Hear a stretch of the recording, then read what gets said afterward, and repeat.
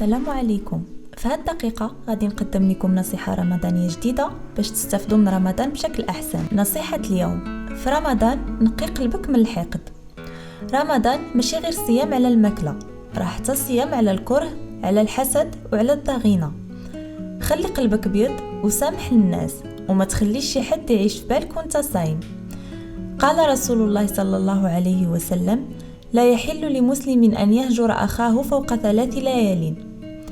في هذا الشهر المبارك صفيوا القلوب وسامحوا وغفروا باش حتى ربي يغفر لكم. القلب اللي نقي هو اللي قريب من الله. في رمضان خلي قلبك يرتاح، والله يبدل حالنا الحال أحسن. تابعونا في الحلقات الجاية باش تعرفوا نصائح أكثر في رمضان. الله يتقبل منا ومنكم إن شاء الله.